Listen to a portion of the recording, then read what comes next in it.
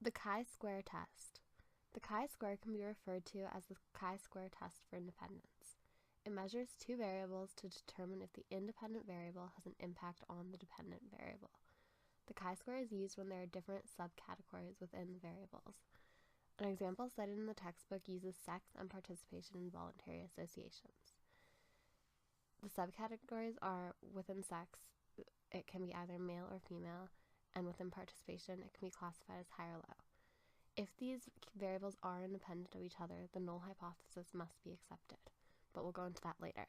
Chi-square is an important statistic as it can be used on nominal level variables. The chi-square test is computed from bivariate tables, which are named this way because they display the cores of cases on two different variables at the same time. Bivariate tables are used to ascertain whether there is a significant relationship between the variables. Bivariate tables have two dimensions. The first dimension is the horizontal one, referred to in terms of rows. The second dimension is the vertical one, referred to in terms of columns. Each column or row represents a score on a variable, and the intersections of the rows and columns, referred to as cells, represent the various combined scores on both variables.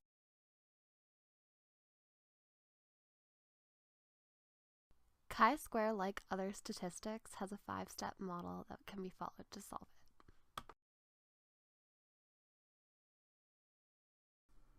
Step 1. Making assumptions and meeting test requirements. The chi-square only has two requirements that must be met. They must be independent random samples, and the level of measurement can be nominal or ordinal.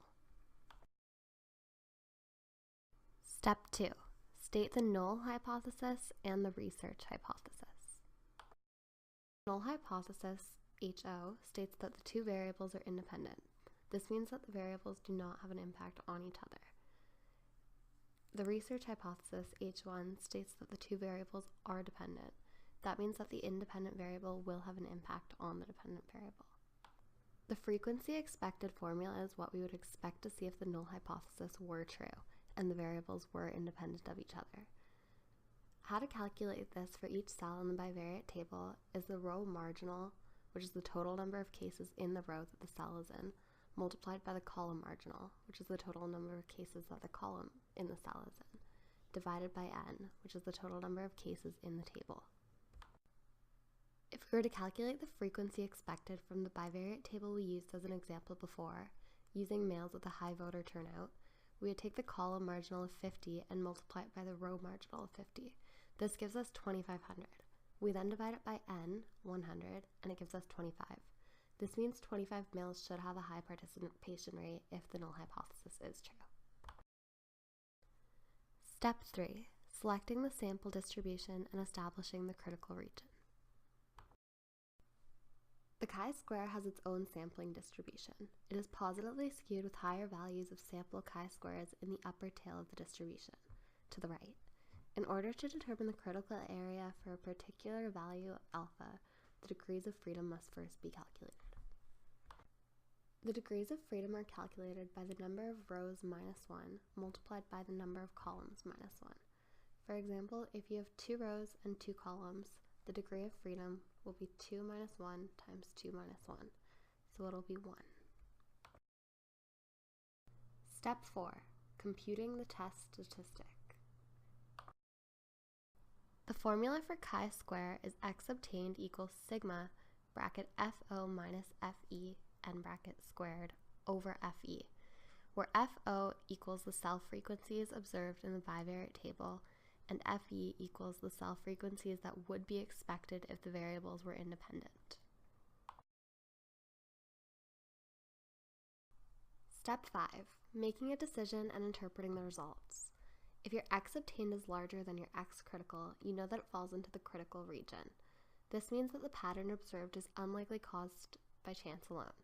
You can then reject the null hypothesis because the variables are likely to be dependent. Okay, so now I'm going to show you how to calculate the chi-square test in SPSS. First, we're going to open our data. We're going to be using the 2009 GSS shortened data, so if you could just open that up.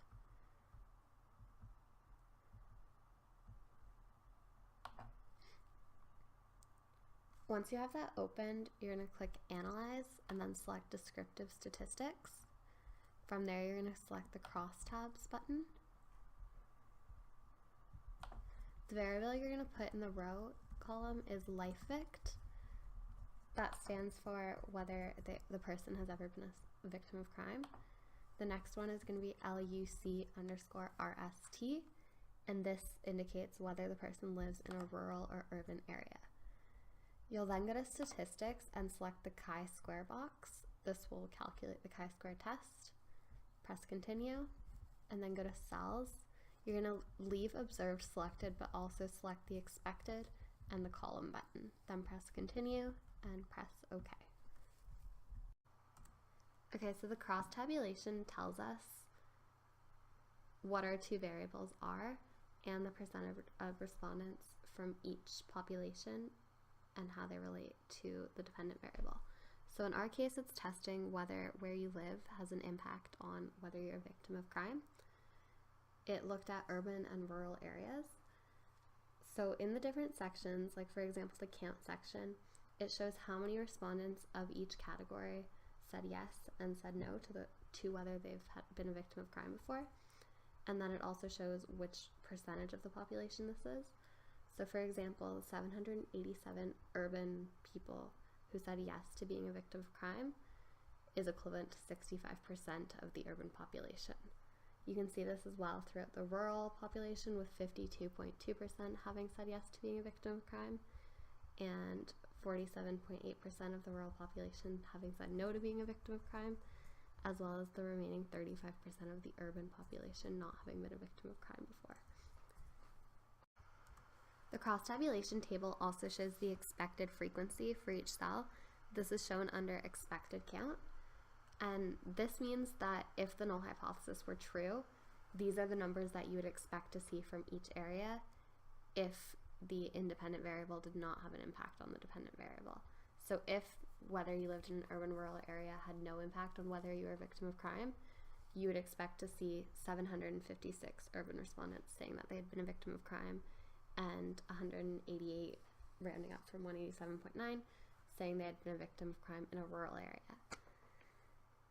This is important because when you looked at the expected frequencies and the observed frequencies, so these are the expected count versus the actual count, the larger the difference is between them, the less likely it is that the variables are independent, and it is more likely then that we'll be able to reject the null hypothesis. Now that we've analyzed the cross-tabulation table, we can actually look at the chi-square test. Most of the information that we need in the chi-square test is in the Pearson chi-square row. This row tells us that chi-square obtained is 16.915 and that the degree of freedom is 1. It also tells us the exact significance of chi-square. So when we're in the social sciences, the level of significance that we're looking for is within 5%. With it showing a significance of .000, it means that SPSS has already calculated this as being below 5% or below the alpha, and they just cut it off at 3 decimals to save space. So if you're calculating chi-square by hand, you need the degree of freedom as well as the alpha level, and then you would look at Appendix C and the distribution of chi-square. With a degree of freedom of 1 and an alpha level of 0.05, you get 3.841. So this is where the critical area starts on your chi-square distribution. As 16.915 is well into that critical area, you can tell that whether you live in an urban or rural area does in fact impact if you're a victim of crime. With SPSS, you don't need to go through these steps because SPSS does this for you with the significance being at 0.000. This means that we can reject the null hypothesis that the variables are independent and conclude that there is a statistically significant relationship between where you live and victimization. It's important to remember with chi-square that there are some limitations for it. For example, if in the cross-tabulation table or the bivariate table, the expected count has a lot of cells with less than 5, that's something to be really careful of. If this is the case and it makes sense, you can solve this by collapsing categories together. Another thing that you can do to try to fix this is the Yates correction. However, that only works if there's a 2 by 2 table.